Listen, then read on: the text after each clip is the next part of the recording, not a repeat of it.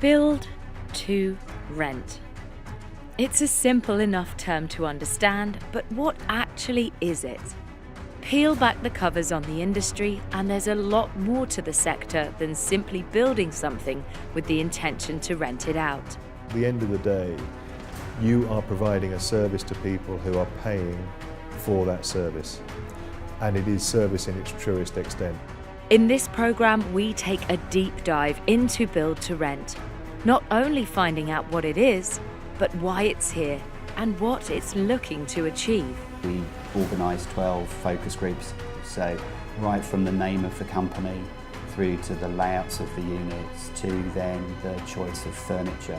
We visit some of the key figures in the industry, including developers, operators and leaders of the UK Apartment Association.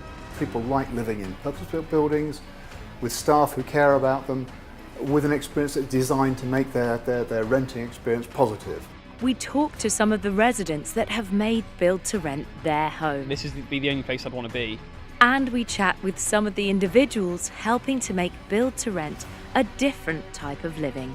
We started off with a few people taking part in outdoor exercise. Now we have thousands of residents coming down to meet the community. It's friends, it's families, it's their local neighbours from other communities. Build to Rent. Can it save tenants from unscrupulous landlords? Is it a viable alternative to traditional forms of renting or even purchasing a home? Could it be a part of the solution to the housing crisis?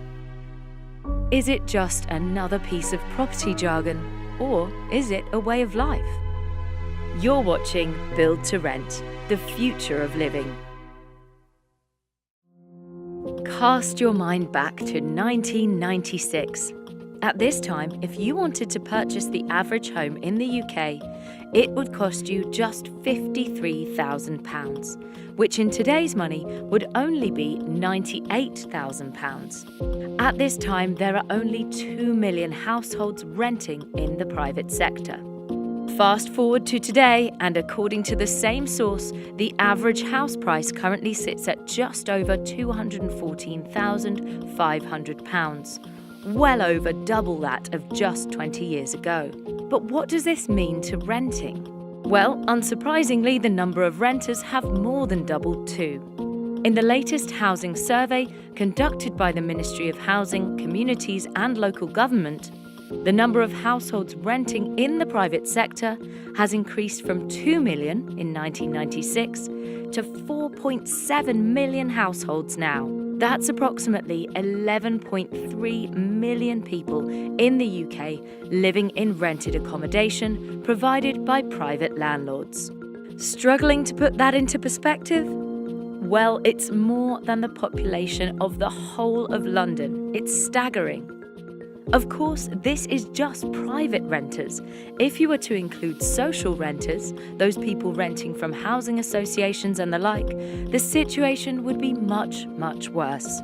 But that's interesting. What I just said was, the situation would be worse. Why do we keep referring to renting as worse and homeownership as better? The media keep telling us that we are in a housing crisis. Houses are no longer affordable and there aren't enough of them being built. But while that's true, we also need to look at solutions and to remember that part of what makes this a crisis is that people have no choice about their situation, right? We visited Roger Southam to discuss this further. What seems to be driving it primarily for a lot of the countries is the shortage of housing stock. And this is not just a UK phenomenon, it's not an Ireland problem, it's happening in most places. America's suffering as well with the same thing. So consequently, the delivery and the need and necessity are all providing a perfect storm almost. And the weight of investment money that's coming in is just providing the opportunity and the infrastructure and the ability to create a product that not only appeals to its customers, is required and needed by its customers. The rental market in particular offers an affordable and an easy solution for the population of younger people to get into, where the housing stock typically is unaffordable from a mortgage and a purchase perspective, and there's a dire shortage of houses and homes for sale. So There's two factors at play actually. One is people generally being more comfortable in a rental society, in inverted commas, whereby ownership is not necessarily the be-all and end-all for the younger generations that are coming through. So in the same way that you'd rent your music, you'll rent your cars rather than buying cars, and that plays out into homes as well. So they're far more nomadic and far happier having that freedom and flexibility. To find out more about the current sentiment of the rental sector, we spoke to Dave Butler, CEO of the UKAA, the trade body of the build-to-rent sector. I think historically the experience of renters in the UK has been, well, best summed up for me by a piece of research I had done in 2014, 2015. The conclusion of the research was that most people's expectations of renting was poor, and by and large their expectations were met. Or ironically, their expectations were even disappointed. Renting was a necessary evil that you had to put up with on your way to buying a house, or at best it was something you were trapped in. You were disappointed, you were going to be exploited by landlords. You as a tenant felt like you were a victim rather than someone who was renting by choice. So what can be done to address this problem? Well, the build-to-rent sector believe that they have the answer. It is to create a rental experience that results in renting not simply being a second option to owning your own home, but a true viable alternative that can actually bring a better quality of life and a genuinely enhanced lifestyle. For me, the typical build-to-rent development, it's a very difficult thing to characterise. In some ways, from a design perspective, a build-to-rent building is a simple building that's well designed, able to be operated efficiently, has a solid core with a decent number of lifts, and a good gross to net internal area ratio. But those are the boring things about it. A build-to-rent development should be designed around the customer. And this is perhaps the unique feature about build-to-rent. It's about, first of all, looking at who your demographic is going to be. Who are you going to sell the experience of living in your building to be? Once you've done that, once you've looked at their psychographics, looked at their profile, their ages, their interests, and actually who you're going to appeal to, then you start designing your building around what they want. For example, if you think you're going to have families coming into your building, then design an area that's got children, play areas, and design somewhere for families to meet. If you're appealing to young singles, then perhaps put a gym in, put in somewhere that's going to appeal to them. But the heart of any build-to-rent development has got to be the customer. What are they looking for? What are you trying to sell to them? What's going to make your building stand out from someone else's? I believe that we're offering a genuine solution to part of the UK's housing problems, a positive solution to people that will help them see renting as a positive lifestyle choice rather than a necessity on their housing CV. So what actually is it? Build to Rent is part of the private rented sector and is based around the premise of designing and building homes specifically for renting rather than to sell. But the aim is far, far further reaching.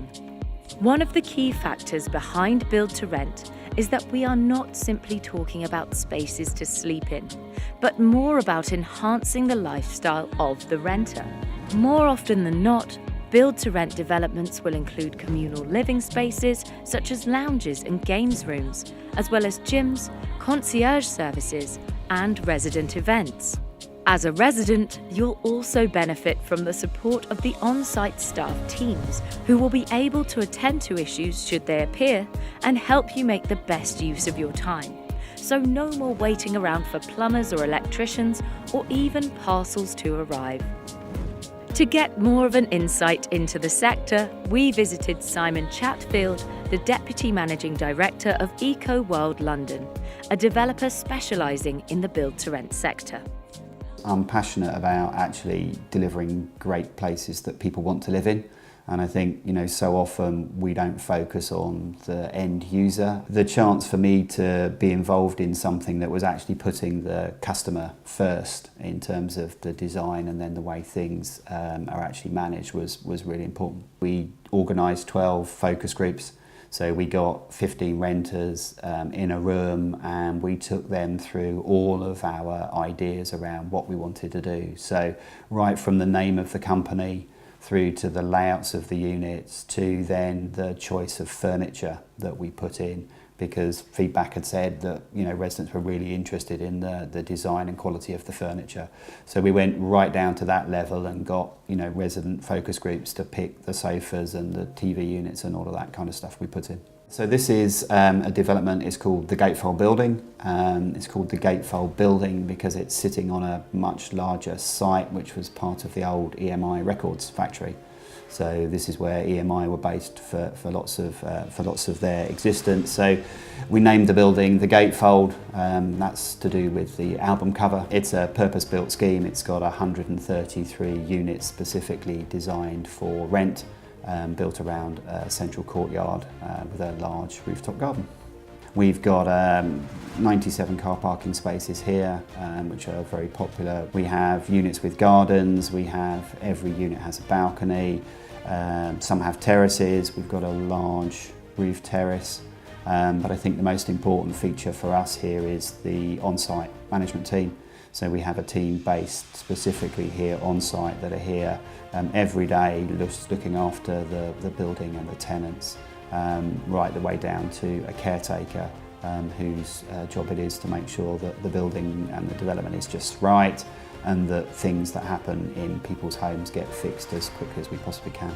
From this, it's clear that these developments are not your standard buy-to-let individual absentee landlords' properties designed for sale and not for rent. These are developments that are being researched, funded and developed with the customer in mind and to genuinely change the perception of the rental market. To find out more, we visited East Village in London, which is actually situated on the former 2012 Olympic Athletes Village. My name is Christian Armstrong and I'm the Chief Experience Officer for Get Living. So Get Living launched in East Village around 5 years ago. We now have 1,500 homes and home to over 3,000 residents. It's a really vibrant neighbourhood. We have a large health centre on site, an Ofsted Outstanding Rated School and over 30 independent retailers, all topped off with fantastic transport links to and from London, south, east, west, wherever you want to go, you can get there from East Village. Really, it was all about putting in place a better way of renting. We started out from the very beginning charging no fees. We have long security of tenure for our residents. Our residents want to feel like they can stay here and they have that security of being able to stay here. So we offer 3-year tenancies as standard, but we also give them the flexibility to give us notice and to move out, and that's on their side, because we know circumstances change. As a result of that, we've got people living with us in our neighbourhood who've been here for many, many years, and hopefully for many years to come. We also continue to look at new ways of doing things, continue to challenge, to innovate. We were the first landlord in the UK to remove the security deposit of our size and scale, and that's been a phenomenal reason for change, why people come to choose Get Living. We're continually trying to put trust in the relationship, and of course as we go forward we want to try and find new, better ways to do things. So Build to Rent really is meeting a massive gap in the United Kingdom at the moment with the, of course, the challenge of home ownership, house building. But Build to Rent is very different. We believe with Build to Rent that we're here for the long term. We're investing in our properties for the long term. We are putting together so much fantastic events and lifestyle activities for our residents, and we're here all the time. In the Build to Rent model, we've brought a sense of real community to the neighbourhood that we've built here at East Village, and we'll continue to build as we grow over the United Kingdom, regionally and nationally. And certainly it's important to us that if our residents need something, they can come and they can talk to our team 7 days a week. We're always here, we're not the absentee landlord, and we're trying to do things differently. We're trying to put, again, that trust into the relationship, really. And that's where I think Build to Rent offers a fantastic opportunity for those who want to rent homes in great locations across the UK. Build to Rent's really gaining in popularity, I find, because people are now looking for the challenge of home ownership. They're looking for new ways to live. They're looking for flexibility in the relationship as people's circumstances and jobs change. Of course, they're also looking for security. They're looking for a landlord that looks after the neighbourhood, that invests in things like security, a 7-day-a-week service as we provide here. Well, they're looking for a quality of offer that's built to last and to endure for the long term. Now we are going to be diving deeper into the sector to find out exactly what is happening on the ground of these developments. What could you expect if you were living in one, and if it is genuinely the future of living? Concierge service that we offer here is slightly more personal than what you might find in other landlords throughout the area, but we like to think that people can come to us whether they are students or residents who've been here for 4 years, and they can come to us with any query or ask any advice from our team.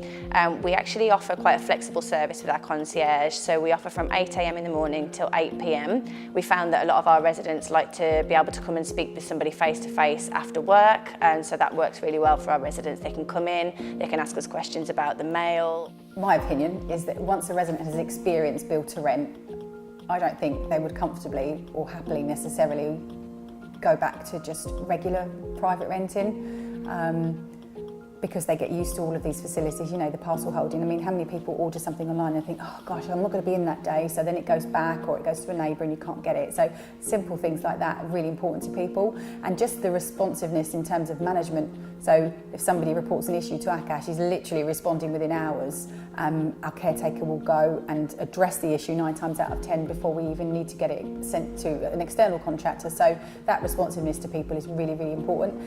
And whilst people out there still don't necessarily realise what build to rent is in terms of what the differences are, once they've experienced it, I think they would find it difficult to go back to a regular landlord. It's a totally different concept. You know, it's such a proactive environment here. You know, being based on site. Traditionally, you'd have to wait weeks, sometimes longer, for a landlord to respond and try and deal with a repair or a query or whatnot. Effectively, it allows them to concentrate on their lives without having to be distracted by any of the day-to-day running of an apartment. The responsibilities for Team East Village in general is basically to make sure that the entire village is well looked after, well maintained, safe, secure, and for everyone to enjoy themselves while they're living here. It's a lovely place, and yeah, that's our responsibility, everything and anything. Being the former Olympic villages, there is clearly a sense of sporting heritage here. Bourne, who is founder of an exercise company called R Parks, leads community training activities for the residents. So some of the examples of the classes that we deliver out in the East Village is from yoga to box fit to buggy exercise to hula hoop fitness, and it's all geared around anyone can take part. It's any activity level. Just come down, meet new friends, have fun, and most importantly, share it with your local community. Because meeting new people, socialising and having fun is one of the main building blocks of building a community that lives, talks and has fun together. Let's go over to Jonathan Ivory. The interesting thing about the build-to-rent sector is that there isn't a typical profile of a build-to-rent developer. So at one end of the spectrum, there are what would historically have been called for-sale house builders or developers who would have typically built their product and then sold that to an individual homeowner or buy-to-let investor. They are now developing those properties for rent, so that would be one profile. Another profile would be groups who are developing build-to-rent that they in turn will manage when they're complete. And then at the further end of that spectrum, there is institutional capital that is using that capital to fund the first and second groups that I just described. Michael Howard is the Managing Director of Urban Bubble, a build-to-rent developer in Manchester. The demographic build to rent is targeted has been widely professed as being the millennial, young people who expect a lot from their product and the service they get from their agent. But I think it's very arrogant to think that, because the reurbanisation of cities isn't just being led by the millennials, if you like. Demographics here in Manchester range up to the age of 40 to 45. I see the future of build-to-rent in Manchester being very promising. I see the future of build-to-rent in the UK being very promising. If we look at the more mature market of the States, where build-to-rent is called multifamily, they've gone through this pathway 20, 25 years ago. So we can learn a lot from the States about how the sector and how the market has transformed. To give you an idea of Manchester, we have 3 build-to-rent schemes in the city, and by the end of 2020 we should have around about 20. So right now you can see the cranes in the city, they're over 80, and what you'll find with build to rent, it'll provide so much choice in Manchester for the consumer, making us operators difficult to some of the challenges of renting out that apartment or competing But that will be great because the end consumer will get the choice and the value and the ability to actually get a lifestyle that they should become accustomed to for the rent they pay. We visited a development currently under construction at Wembley Park. When the build-to-rent sector kicked off, say 3-4 years ago, everyone talked about young professionals as being the occupiers in the sector, say between 25 and 35-year-old. What's become evident very quickly is actually getting the service levels correct. It will cater for a much broader segment.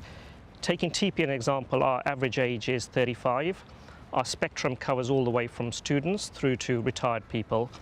And the key here is getting your service level, your lifestyle experience right, which means it's not about age or demographics, more about a mindset about how you want to live and experience your life. Yeah, it's just nice because everyone looks after the area. Like, I remember when we first came here, there's people just like cleaning up the benches and stuff, and like you don't really find that in many other places. I think it's a bit more stable from what I've heard. I've got a different kind of tendency, so it just rolls over rather than having to worry about, you know, at the end of the term, am I going to be kicked out? You can just roll it over, so there's a bit more security for people. Sport facilities, a lot of shops, stores, a lot of things to do with kids, a lot of cafes, restaurants. Yeah, I think it's a very good place to live. I think what they're doing is amazing. The fact that you don't have to pay a deposit and stuff like that is amazing. And I think for the long term, because we stayed for 6 months and then extended it, I think it was quite easy. This is the only place I'd want to be. It's very difficult to look forward and see the future of the build-to-rent sector in absolute detail.